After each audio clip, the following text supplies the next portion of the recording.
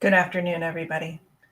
It is an absolutely beautiful day here in Nebraska, and I'm going to give Facebook a minute to catch up with me and catch up with you, as well as those of you joining us over on YouTube. I have honestly a pretty scratchy voice today. I wasn't planning on visiting with you here today.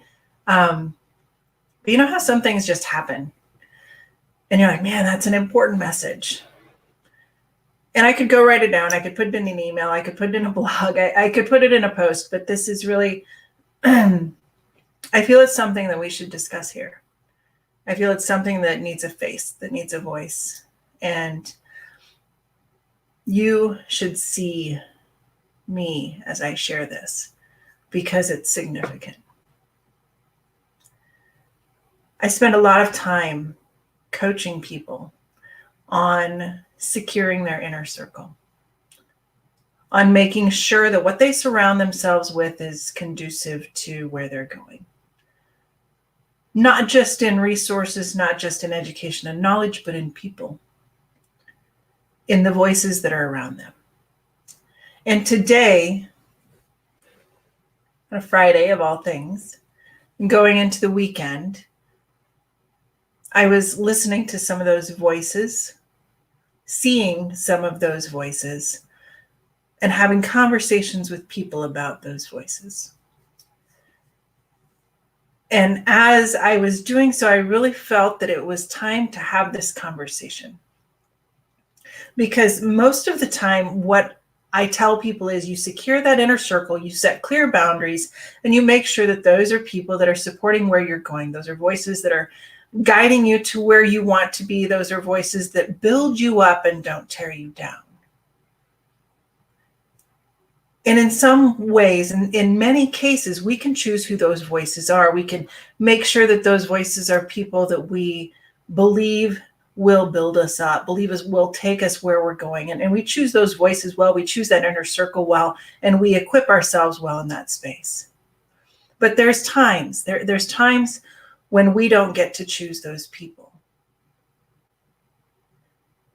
And as I work with people who are trying to secure where they're going and they have voices in their life that are not supportive of where they're going, that's a tough conversation to have, because as a coach, you always just want to say, well, let's charge and move forward and we need to leave that behind. But what if it's a spouse? What if it's a parent? What if it's a sibling? What if it's in your house and not just in your community? What if it's a partner and not just a peer? What if it's a voice that you can't leave behind? And I know some of you out there are like, oh no, if they don't support where you're going, you need to leave them behind. Well, let me help you understand something that's really important about relationships. The voices we hear from others aren't always about us. A lot of times the voices that we're hearing from others, even when spoken to us, is more about them than it ever is about us. And so as they might share doubts, as they might share challenges, as they might even share disappointments in where we're going and what we're doing and how that looks for you, that could be more of a reflection of what's going on with them. And so that approach of leave everyone behind that's not going in the direction you're going, or leave everyone behind that's not supporting you with their words, with their actions, with their beliefs, doesn't always work when those people are part of who you are. When those people are part of your family. When those people could even be part of a workplace where that's where you're growing. The workplace where you're growing, and that voice is in that workplace. So you can't always leave those behind. So how do you strengthen yourself? How do you secure the boundary? How do you make sure that those voices don't interfere with where you're going? And how do you possibly even in the end bring them along with you? What a joy that would be if you could bring them along with you. Well, the first thing that you can do as you hear those voices that might doubt, that might not believe and might not support where you're going, is you can clearly define for yourself that voice does not define you. That is their voice alone. It's their voice that they're sharing with you, but you do not need to own that opinion. You also want to give grace and try to understand possibly why is that voice so challenging to you and where you're going and what you believe you can do. Why might that individual, whether it is someone in your family, whether it is someone in your workplace, but definitely someone you can't leave behind, why is that person's voice challenging you? What might be there for them that interferes with their ability to support you? And give grace, not judgment, as you discover those things. The other thing that you can do is equip yourself. As people, voices that you can't leave behind, for those of you just joining us, we were talking about the people that we secure in our inner circle, the ones that we keep close, the ones that support us, that are going to strive to go where we're going and believe in us. And we love to have those people in our inner circle, but that there are people whose voices may not align with that. And we may not be able to take them out of our inner circle because they might be part of our family. They might be part of our household. They might be in too close of a relationship for us to remove. So what do we do from there? And the first thing that we talked about was giving grace and understanding that that voice they have might not be reflective of us, but it would be possibly reflective of them and an experience that they had. That lack of belief that they're sharing in their words with us, that lack of support, that doubt could be something that they deal with themselves, but they're just transferring it to us. The other thing that you can do is equip yourself. Continue to gain knowledge, continue to grow, continue to build in where you're going so that as you come up against some of those words, some of those conversations that might be doubtful, you know your strength is there. You know that you have built yourself up and equipped yourself to go forward in what you believe. A little example about this. As some of you know, I was a single mom for a while. I had 5 kiddos and I was always an office person. I wasn't highly mechanical or equipped to handle a lot of the heavy lifting type stuff at home. And suddenly I was that person as well as the mom, as well as the business owner. And I had people around me that wanted me to make significant changes in my life because I wasn't equipped to handle all of the aspects of being a homeowner, of being a mom, of being the business owner, and that I wasn't strong enough to do those things. And to an extent, I wasn't. Not just mentally in what I knew, but even physically in what I was capable of. And as I heard those voices, and they were voices that I couldn't remove from my life. They were voices that were inherently part of my life. As I heard those voices, I did understand that those were displaced, that they didn't understand my situation. But I also understood that to an extent they were right. They were right in the fact that I wasn't physically strong enough. I didn't have the knowledge that I needed to run my household, that mechanical, physical part of it, owning a home when things broke. We had to carry heavy stuff. I wasn't that person. And so I equipped myself. Honestly, I equipped myself through physical workouts, through mental knowledge, pursuit of new information, and I equipped myself to handle those pieces of where those negative conversations were happening. The difference between those voices and me was that I believed I could. And then as I proved I could, their belief changed.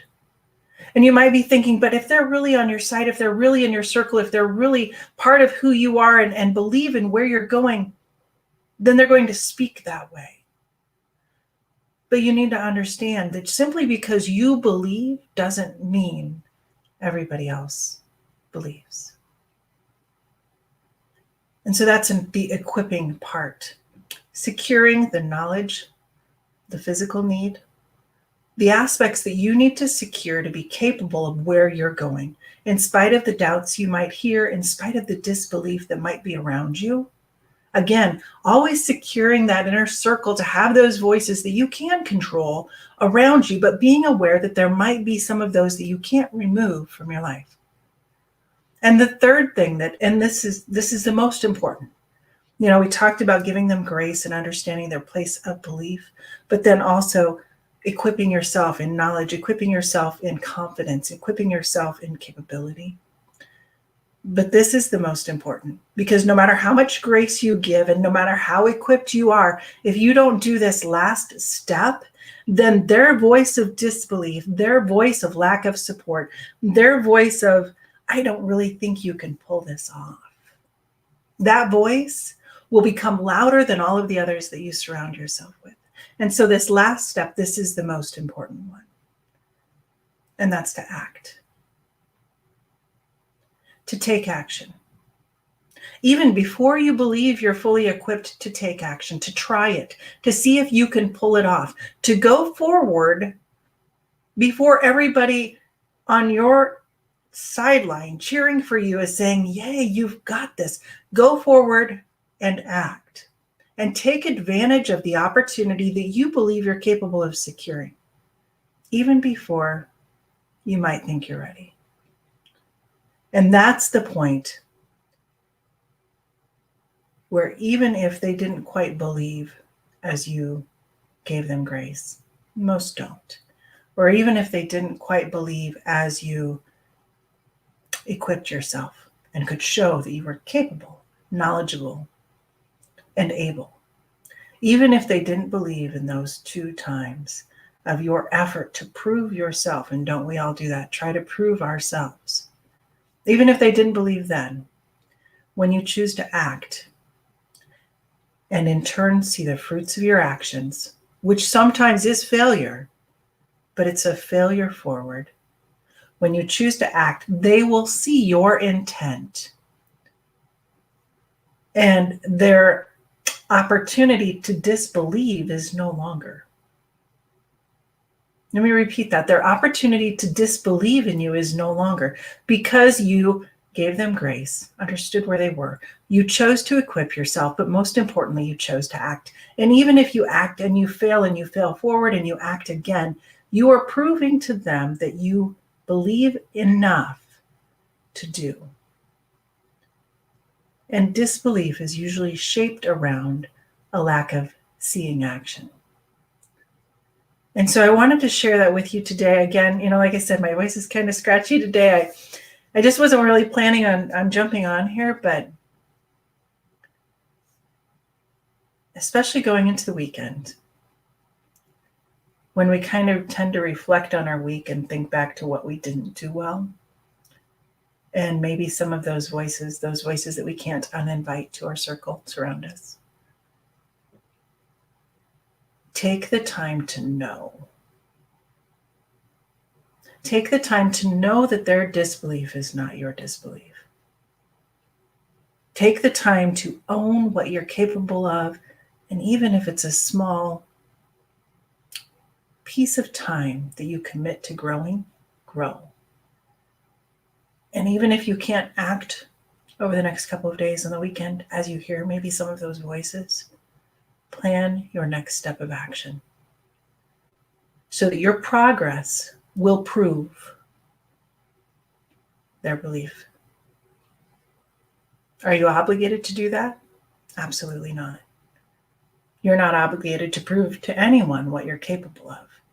But if those voices are part of your circle and they're not going to be going anywhere, it's definitely worth your while to make sure you secure their confidence in what you're capable of. Not because they should, but because you made it clear there was no other option. I hope that you have an amazing weekend. As I said, it's Friday here in Nebraska. Beautiful day. And I hope that if you have some of those people whose voices don't believe, whose voices contradict where you're going, whose voices might not support what you think they should support, make sure your voice is the strongest for you to hear. As always, remember, your legacy is now. Take care and lead well.